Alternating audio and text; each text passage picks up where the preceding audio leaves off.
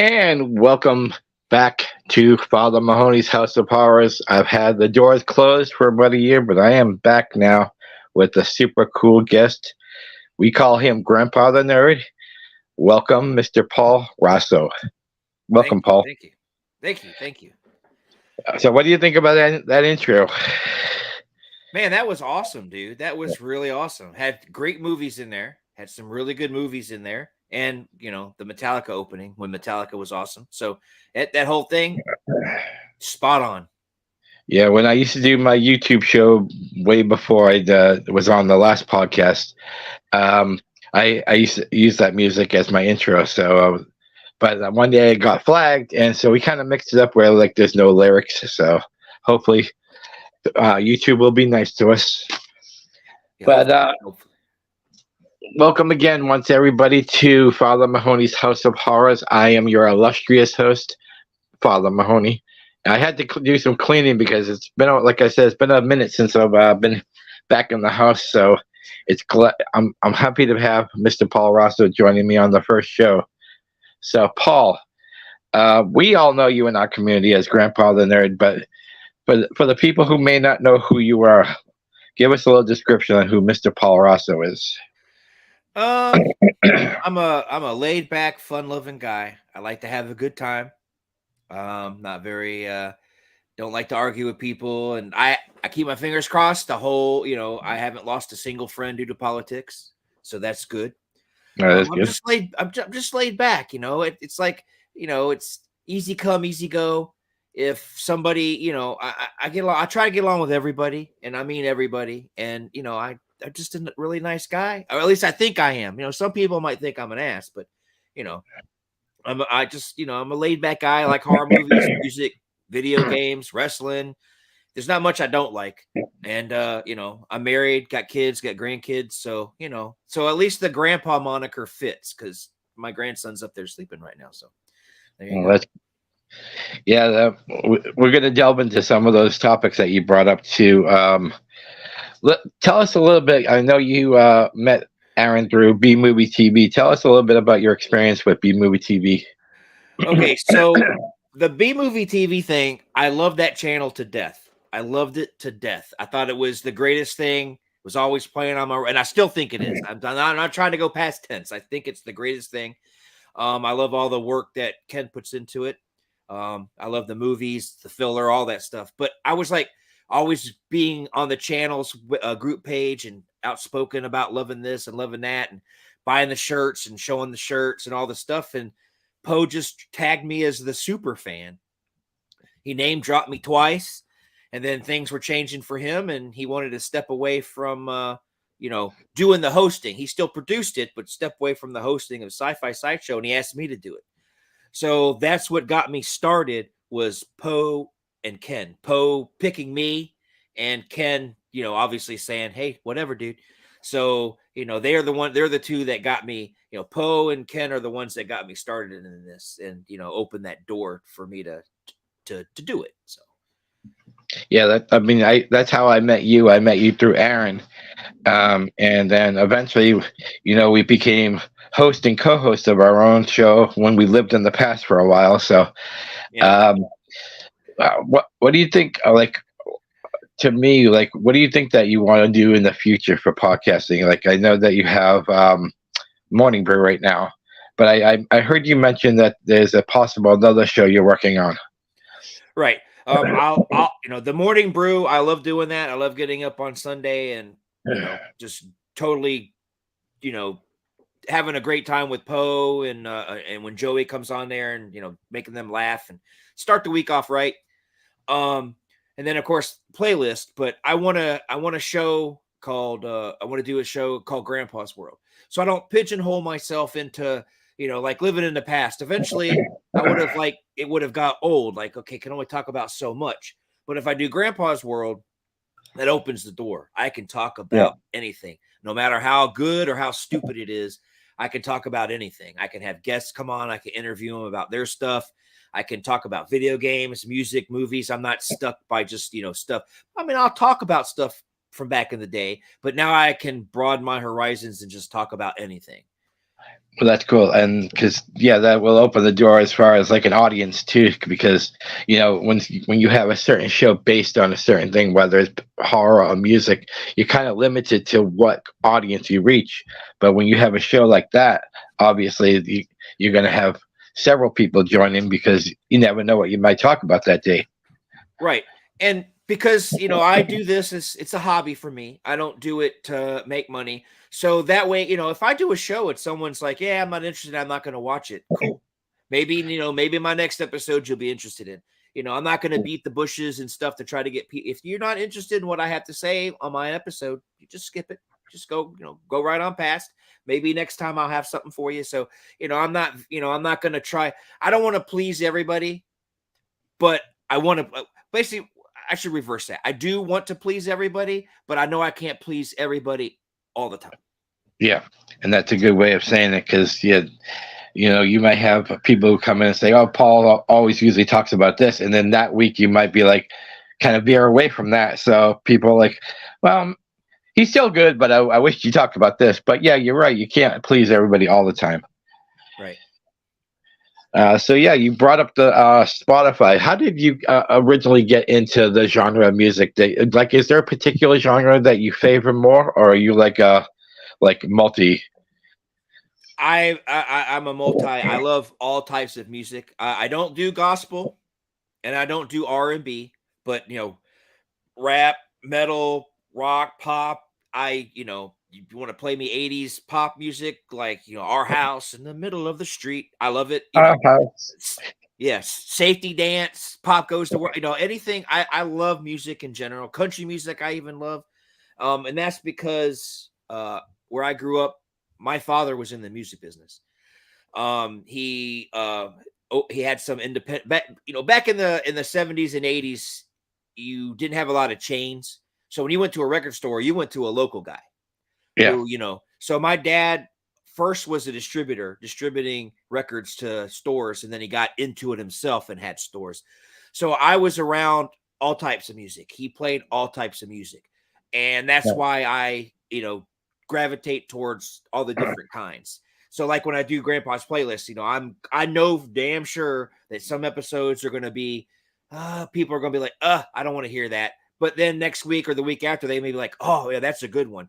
So I have to take the show as what would I want to, for me. I make the shows as I'm the only listener. And if I get other listeners, that's cool. But I have to please myself before I can please anybody else. So that's how it goes. But yeah, it's my dad. My dad got me into all the music. So that's, so I've had him to thank for me for that. So Yeah, that's but the same for me. My dad got me into a lot of the music I listened to, and so did my sister that's older than me. Like the very first album I ever listened to was Dirty Deeds Done Dirt Cheap by AC/DC. I was 8 years old, and I used to sneak into her room because she had all the cool albums, the AC/DCs, the Zeppelins, the Pink Floyds.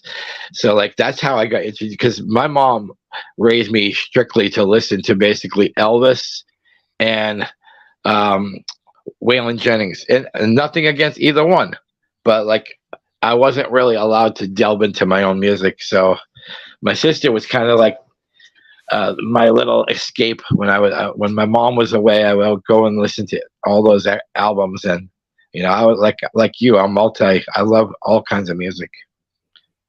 Yeah, growing up, he would the majority of the stuff that he played was like CCR, the Rolling Stones, the Beatles, the regular stuff from his generation.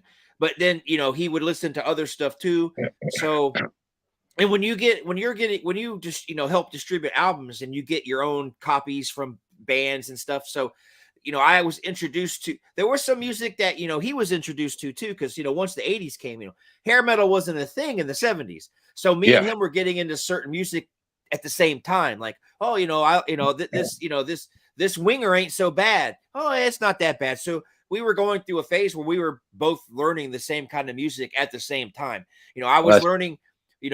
I was learning the stuff that he listened to, but then together we were finding new music. So it was, it was a good, I feel the 70s and 80s was a good music time for, music. It was great. Not so much anymore for me, but, because I'm stuck living in the past. But back in the '80s, I just feel it was a golden age for a lot of things, and music was one of them. Yeah. Oh, I agree with that because, like, I keep saying it today that it's a lost art for kids today to go back and listen to things that were before them. But when we were kids, that was a normal thing. You heard like my dad absolutely loved Led Zeppelin. So, like, well, I was 80s child and I was like, Led Zeppelin, who are they? But then my sister, like I said, she had Led Zeppelin albums. So I was just like wow, I'm addicted now because like these guys like set the stage for the stuff that I'm listening to now, and um but that's the biggest thing to like today. Kids like think that a song that came out today, even if it's a remake, they're like, oh, this song is great, and I'm like, but did you know who made it originally? Right. Yeah, but yeah, sir, go ahead. No, go ahead. No, I was just gonna start talking about your Spotify, but finish your thought. I was just, like the whole thing that, it agitated me a little bit. The whole, with the Kate Bush's running up that hill and Metallica's Master of Puppets, and it was back on the charts because of Stranger Things. And it's like, see, this is why I like to do what I do. There's other music out there that paved the way, and there's music you're hearing now that are cover tunes that are original, like you were saying. Go back and listen to the original. I'm not asking you to like the original, but at least go back and check it out. Because if you do like the original, then you might be opening the door to more of that band's older music. And before you know it, your music tastes have now broadened. And so that's why, so I that's why I do the show, because hopefully younger people will, like White Snake, for instance. People know White Snake as a hair band. The Tanya Katane chick, dancing. They're a hair band.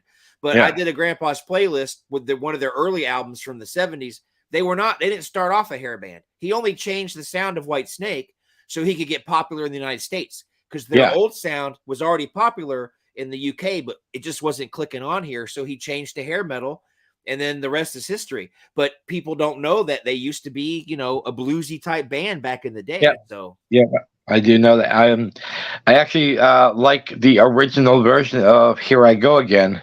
Back in the early 80s, he released that. And then in the mid 80s, like you said, he wanted to change the sound. He updated it. But I actually prefer the original version of Here I Go Again.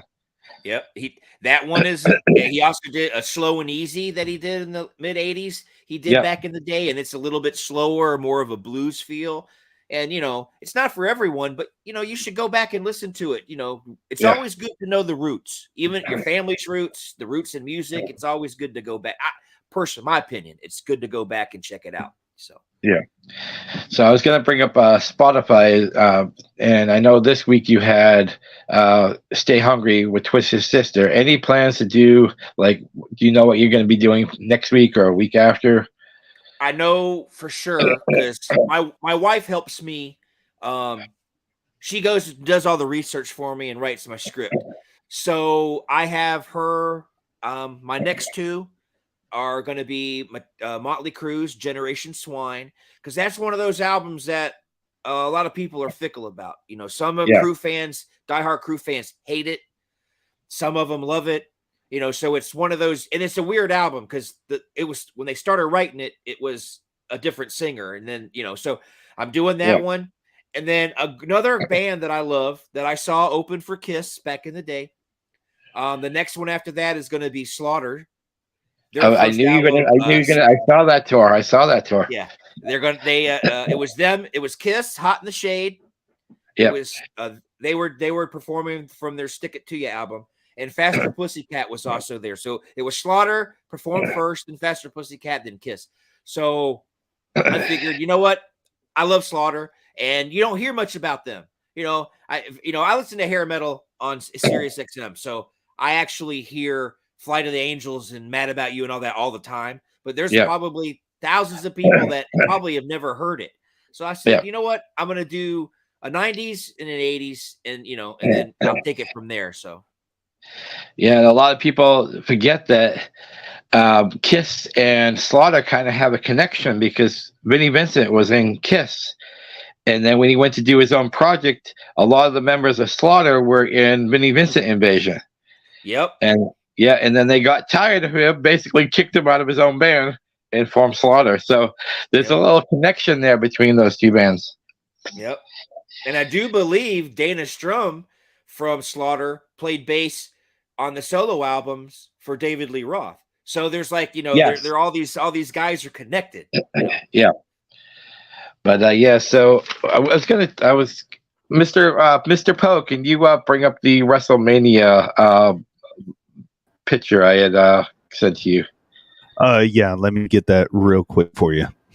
All right. Because I know Paul that you're a avid wrestling fan, and we've talked about this before. So with WrestleMania season coming, I figured we'd throw this in because I would like to know your opinion on like maybe what match you're anticipating or what match that could be the barn burner. A little bit of that. But, I'd have to say the one I'm looking forward to the most. I know it's going to sound like, but I'm really interested to see if they're really going to put that belt and have Cody Rhodes beat Roman. I really am curious because Roman's been strong. Brock hasn't been able to beat him. And don't get me wrong, I love Cody Rhodes. Name my dog after him. He's a great wrestler. The Rhodes family kicks ass. But I don't know, man. It just doesn't seem – it seems weird that Cody Rhodes is going to beat Roman. And if they do it clean, that's even more amazing. So, that's why I'm curious. This match really has my, I'm like very, very, this is the one I'm focused on the most because I don't know how you're going to take the belt away from Roman, give Cody Rhodes his due, but still make Roman Reigns look strong. So I'm very curious on how this is all going to play out. I was thinking about, what Cody was talking about with, Jey Uso, and I kind of wonder if Jay and Jimmy lose. I wonder if Jay was gonna help Cody. See, I'm thinking the same thing you are.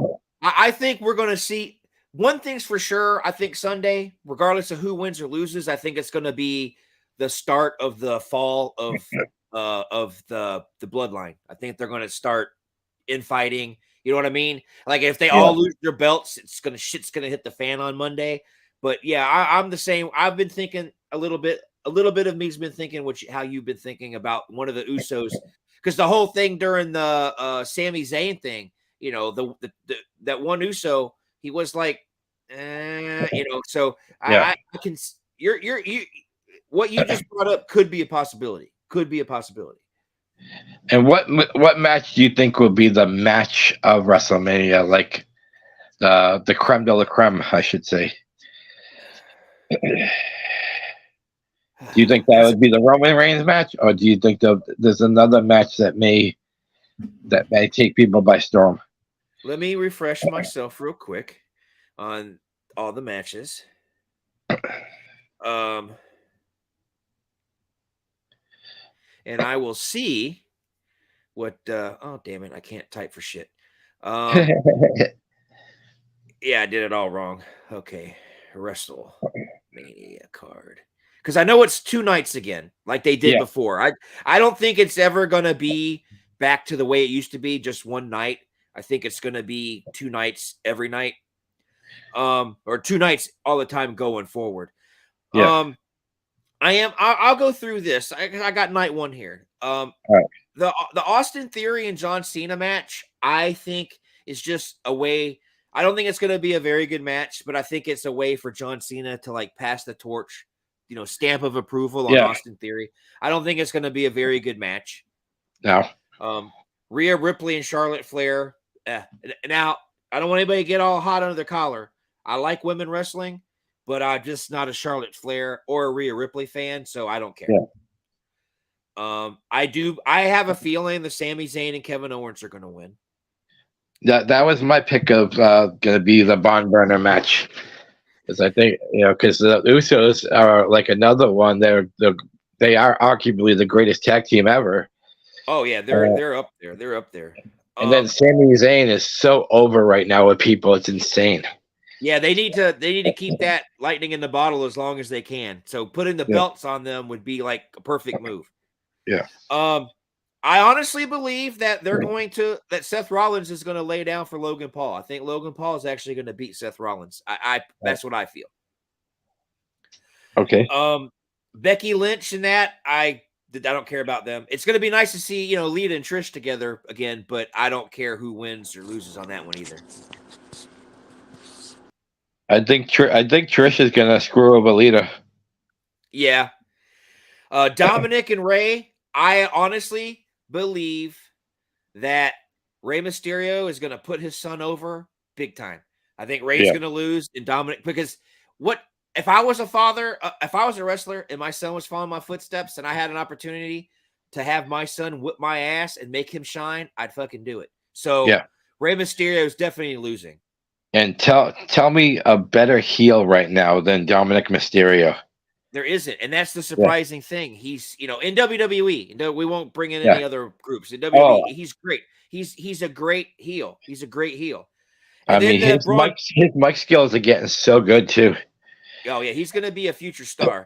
And then the Braun Strowman Ricochet thing, I don't care about. So I think on night one, the best match I believe is going to be Dominic and Rey, with the tag team titles being the second best match that night. But I do believe I feel it's going to be Dominic and Rey pulling off the for the first night, because the emotions, the father and the son. I just think it's I think it's going to be awesome.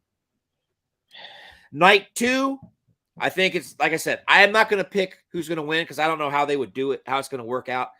But Cody and Roman, I think, is going to be a good match because Roman's gotten better over the years. When he first started and he was getting booed no matter what he did, he was a little, things have changed. And now, and Cody Rhodes is a phenomenal wrestler. Even before he was Stardust and he was just regular Cody and he was in that heel group with Orton and $1 Million Man, DiBiase Jr. Legacy. Legacy. He's a great wrestler. So I totally think that it's going to be a good match regardless. Yeah. The Bianca Belair Asuka match, I think Bianca Belair is probably going to retain. Now, she can wrestle. I like her and Asuka, so I think that's going to be a good match. That's going to be a great match. Yeah. The Intercontinental match between Gunther, Sheamus, and Drew, it's just going to be a slobber knocker because those are all three tough guys. Yeah. So I think they're all going to be, I don't think it's going to be that entertaining, but I don't think it's going to be a shit show.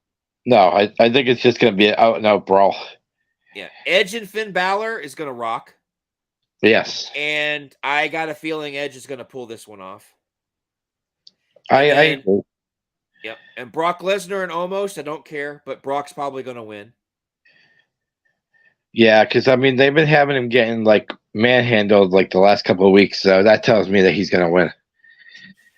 And then those women's showcase, I don't care about. So on night two, I think it's going to be the two top matches. The first one, I actually going to think it's going to be Edge and Finn. That's going to be the best match of the night. And then the second best is going to be Cody and Roman. So that's my prediction. Those are my predictions. I'm probably totally wrong, but those are my predictions.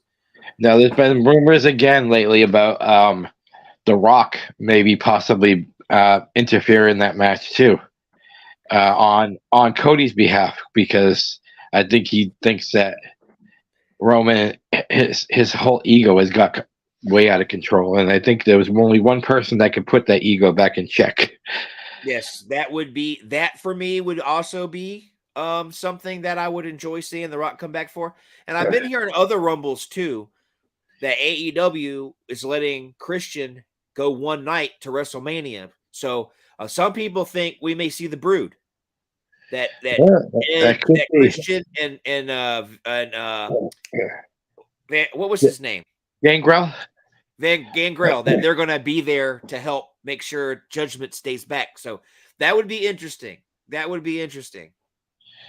Yeah, that the relationship between AEW and WWE isn't like the old days between WCW and WWE. They out and out hated each other, but it seems like Tony Khan and some of the wrestlers actually still have respect for, MJF always keeps bringing up how he would love to work with Roman Reigns, and they would never be allowed to do that back in the day. You would never see like Eddie Guerrero Jericho back then say, "Oh, I would love to work with Bret Hart." Like they weren't allowed to mention people's names.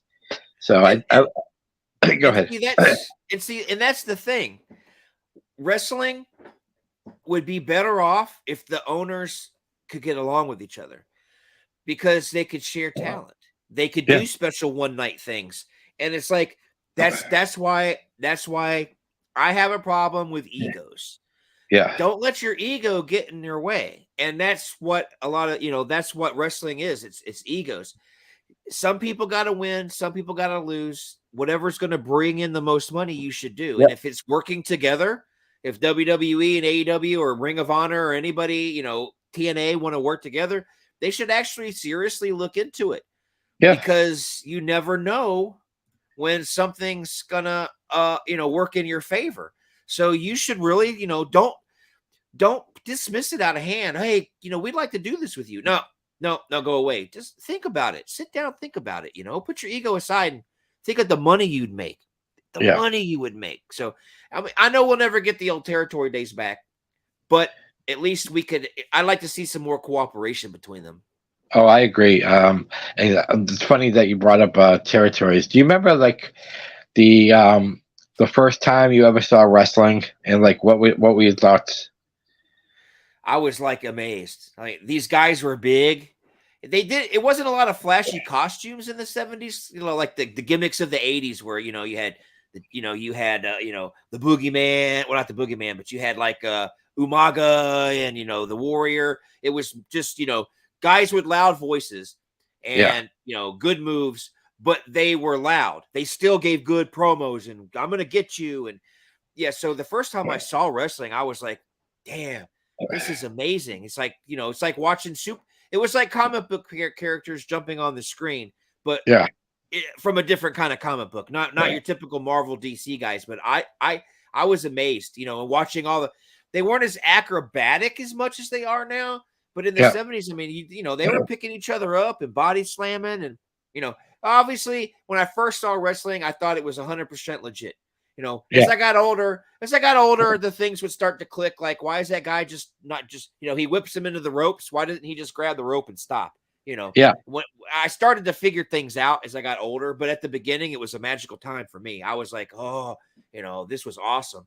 And the family would take me to the Cobb County Civic Center to watch wrestling because it wasn't WCW yet. It was just the NWA.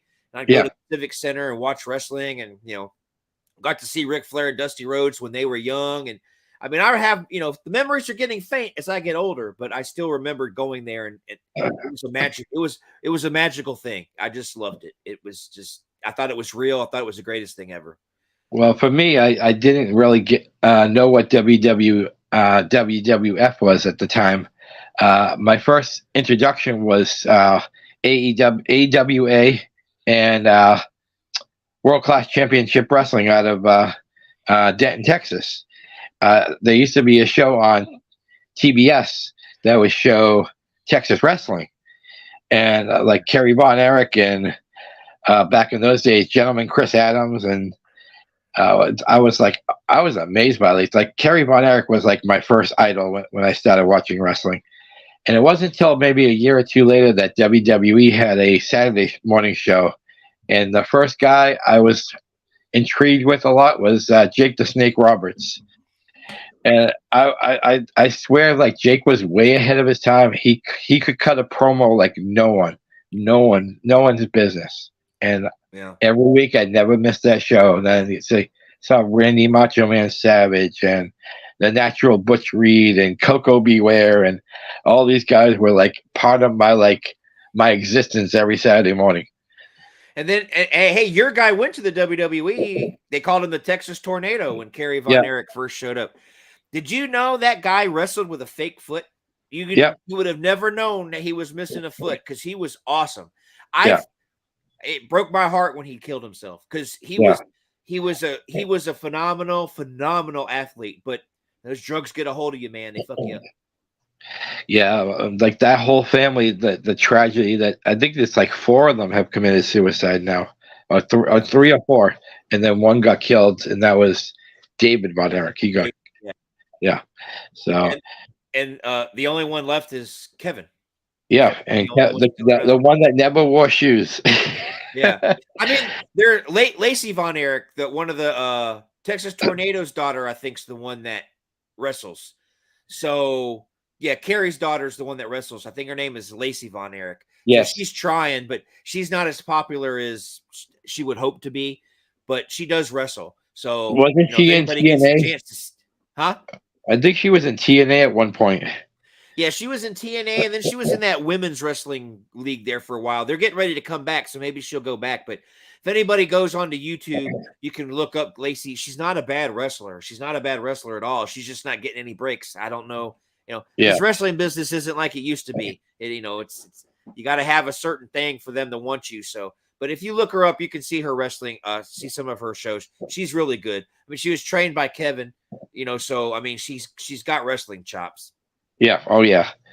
So we're gonna switch gears a little bit here and talk a little bit about movies. So you got into the horror movie genre, and what do you remember? What movie was your first movie that you watched as a young man for horror movies?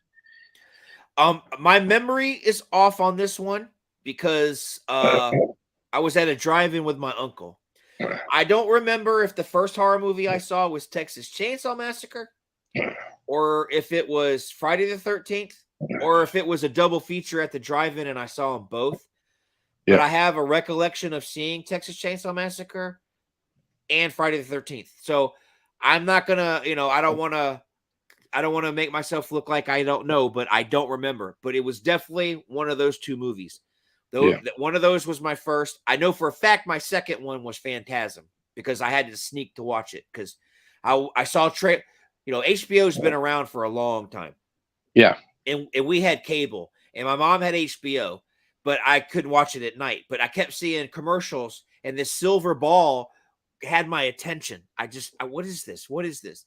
She would never let me watch it. So one night I snuck back out of my bedroom on a Saturday night and I went and watched it on HBO. So that I know for a fact is my second horror movie. But I'll let you flip a coin to decide. It was either Texas Chainsaw or it was Friday the 13th. For me, it was at home at the old Beta Players. My family rented Halloween, and this was probably in '81, so I would have been about 10 years old. My sister and I weren't allowed to watch those movies, but you hear the music from your room and you get intrigued. So I would go over with like a little knife and I'd poke a hole because they would put a big blanket in between the living room and where we walked to our bedrooms. So I poked a little hole, and of course it's the scene when Michael slams into the to try to get Laurie when she's in the closet. And of course I jumped up and screamed, and I got caught, got sent to my room. But the first movie I ever saw at drive-in was, like you said, Texas Chainsaw Massacre was the first drive-in. And that was my sister who was older than me. And she never treated me like I was a kid. Like she basically said, if you get scared, it's your own fault because you wanted to watch it. So she introduced me to like hard rock, and she introduced me to horror movies. So like a lot of who I am now is a lot because of her. So yeah, if your first horror movie ever is Texas Chainsaw, you were educated in the right way. But I find it, if you were young at the time, there's no way, if you saw that movie when you're 8, 9, 10, it scared you. There's no you can put on a brave face and say, man, it wasn't. Now kids nowadays who watch it probably can say that because there's so much horror and hell, the horror of the real world. But back in the 70s and 80s, when you saw Texas Chainsaw, you were like, Texas Chainsaw made me, you go to the bathroom, turn on your bedroom light, go down, turn on the hall light, then run down, turn on the bathroom light, and then you do it in reverse, but you wouldn't go in the dark hallway, you wouldn't go in the dark bathroom. And then you turn the light on and slowly stick your head in because you want to look in the mirror to make sure no one's standing over there. It scared me. But the one that killed me the most, and go ahead. Go ahead. I'll tell you that in a second. Go ahead. I know you're wanting to say something. Go ahead. No, I was just gonna say that ironically, like 3 days later, me and my sister were in Connecticut, and we had to stop at a gas station, and it was like a really rundown gas station, and all I could think about is what he was serving inside of the in the gas station. That's all I Don't could eat think there. about. Yeah, don't eat that. Go ahead. What I'm were not you saying? okay. I was gonna say slasher movie. I love slasher movies, but they don't scare me per se. I can get jump scared in this, but they don't scare me.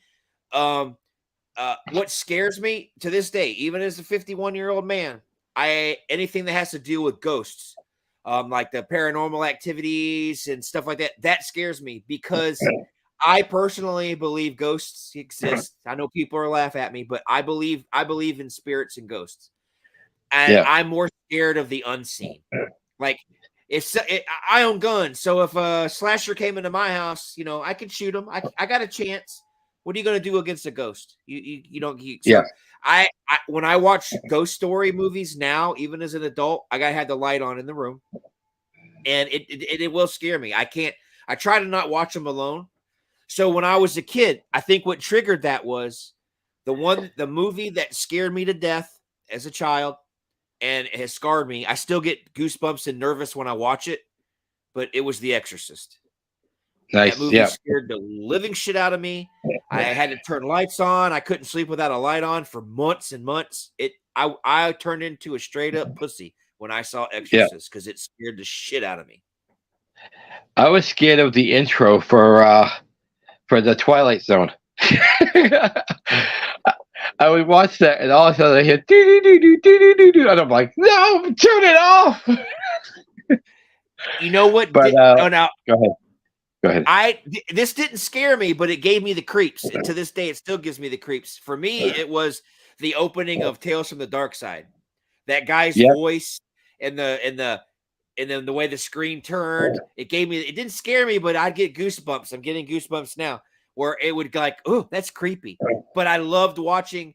The first episode of that show I ever watched was the one where the little girl was living in the closet, and at the end she came hopping down, and yes, she had a dress on, and it was his little, oh, there you are, my precious. That was the first episode of the Tales from the Dark Side I ever saw. So not only did I get a creepy opening, I got a creepy episode. So yeah. yes, there have been TV shows that give me the creeps, and that was one of them. So I can relate to your Twilight Zone thing. Well, when I got my first TV in my room, I was the type of kid that never slept. Like, I'd have to stay up all night.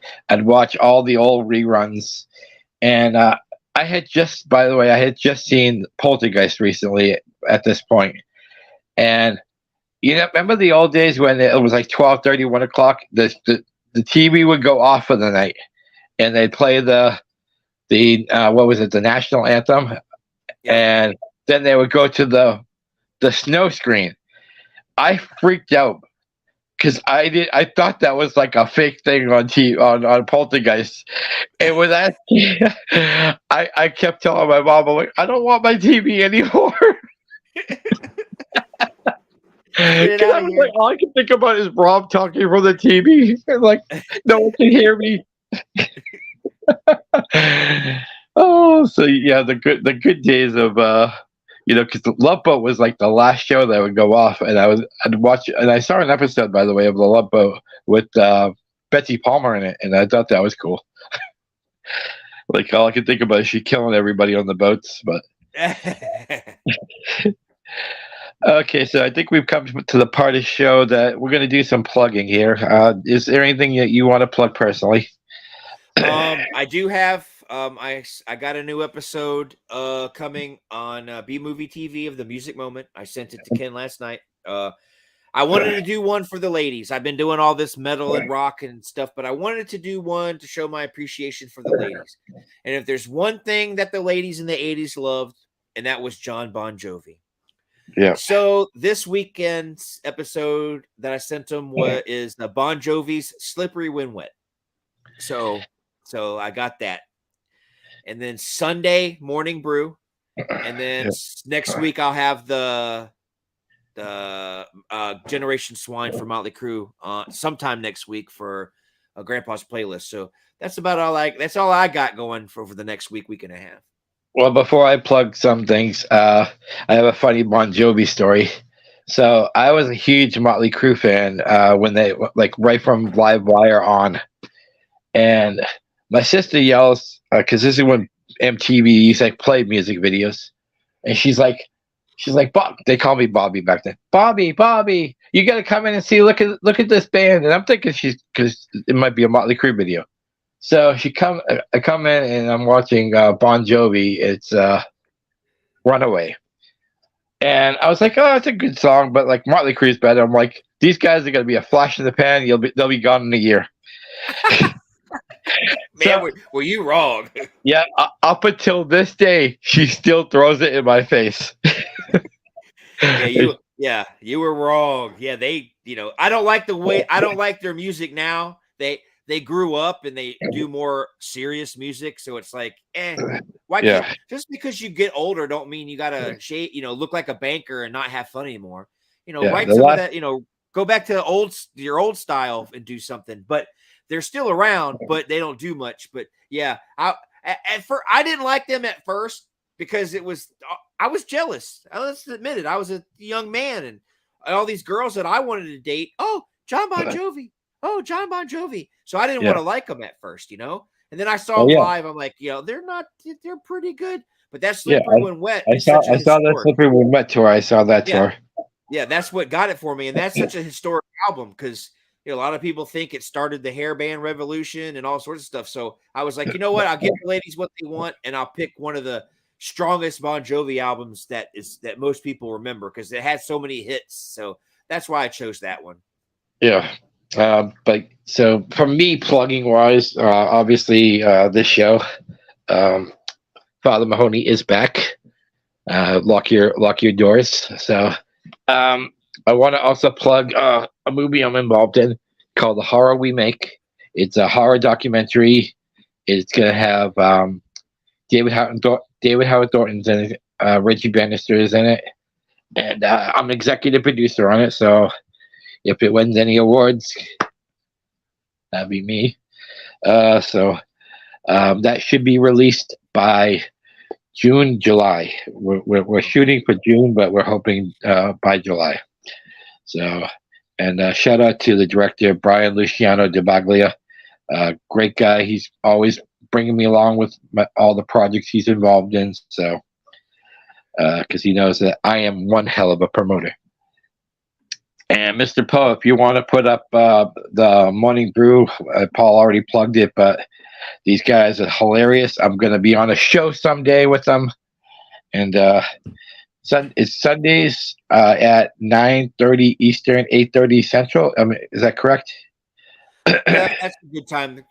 Give or take a few minutes here and there. Depends on if Poe loses his keys and can't get his coffee. No, losing the keys to the kingdom. Yeah, the keys to the kingdom. Ne'er-do-wells Morning Brew will be at 9:15 Central time. Is when we do it. So, yeah, thanks for the plug. and you want to plug the regular near-do-wells too? Yeah, regular near-do-wells. We already have a subject. I think it's going to be fun. We're going to be covering how I guess everybody in this room included should be dead by now with all the stuff in the past, like as kids, what we used to be able to do and playground equipment and all that stuff. So that's going to be a fun one. Yeah. So that's the subject of the next Ne'er-Do-Wells. I believe it'll be this coming Tuesday. So yeah, stay tuned for that. And I always look forward to Tyree's trivia too. Oh yeah. He loves doing it. Oh yeah. Because I get them all wrong, and I'm looking for the day that I actually get one right. You could win a bucket of chicken like old Morgan did.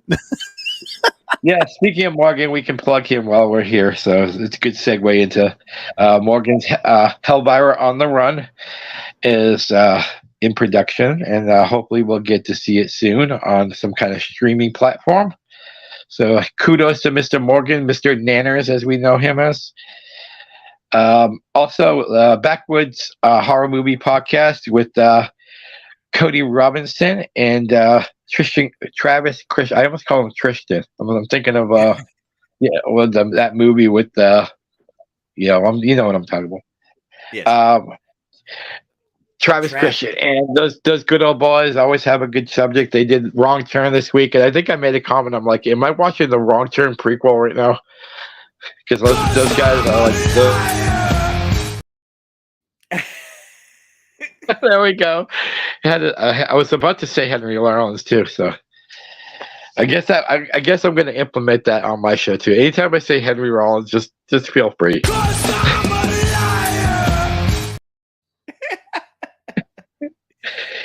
And do we have any other shows that I've missed so far, or is there any possible new ones in the making?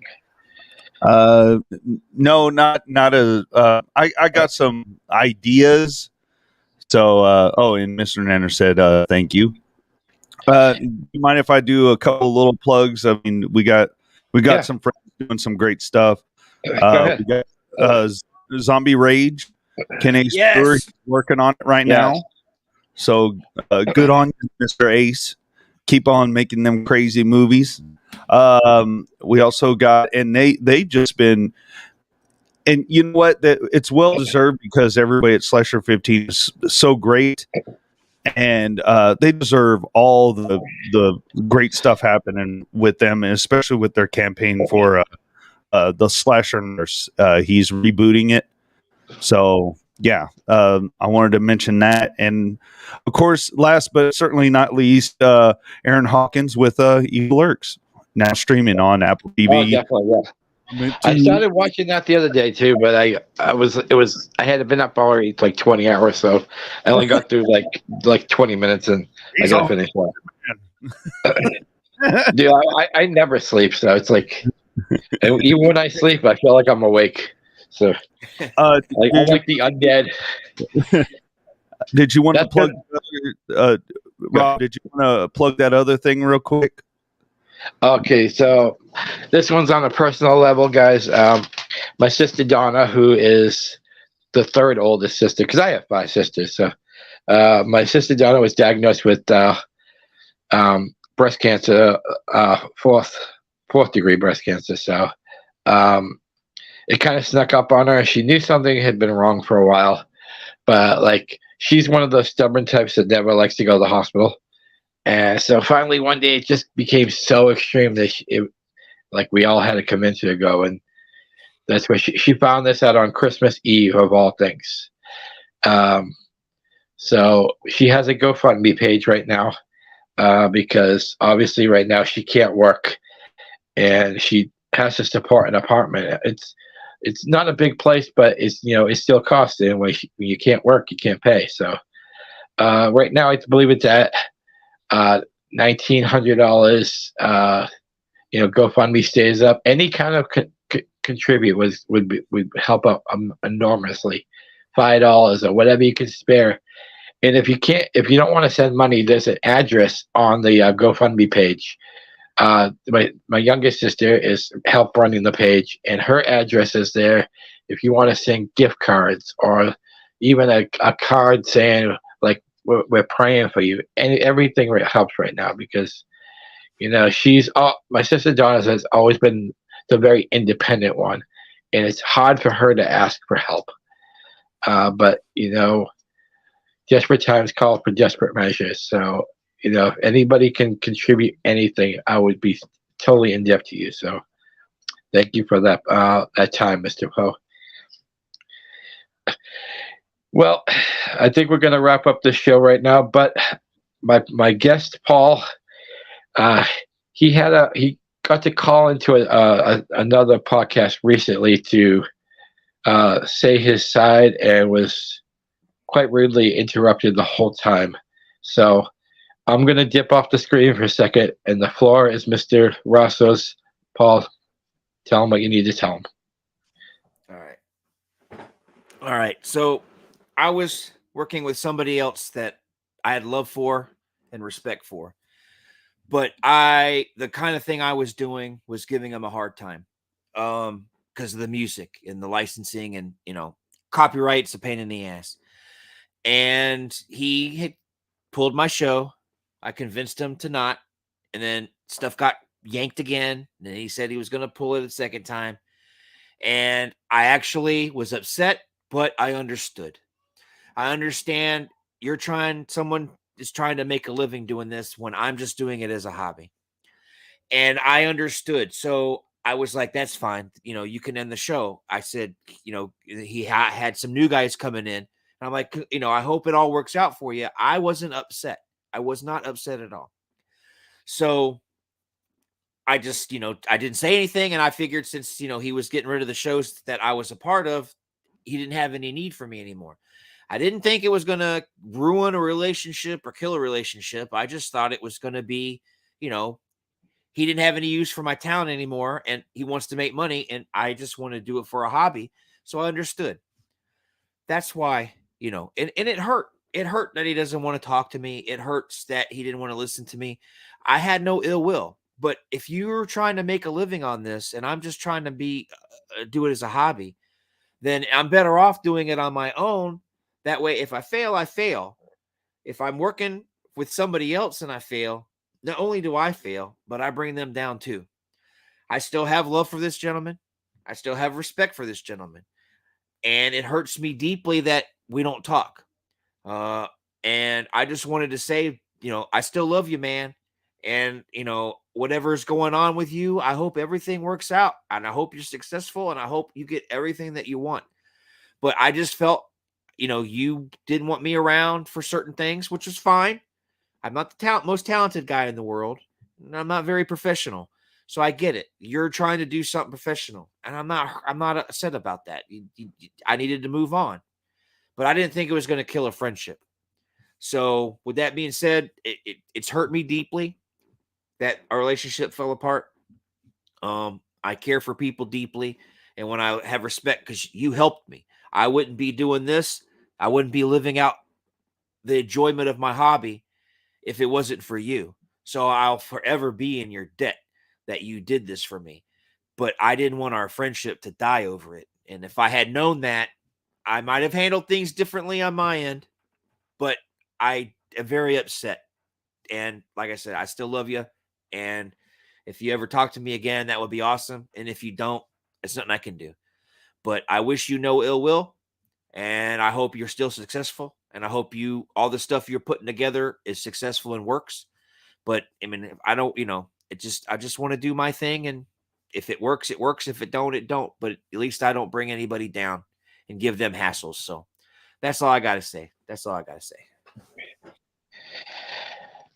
All right. So thank you, Paul, for that. And I also want to thank whoever commented up there. I saw Mr. Nanos commented. I want to thank everybody who's going to watch this in rerun. And I will let you guys know when the next episode of Father Mahoney's House of Horrors is. And thank you very much. Mr. Poe, take us away.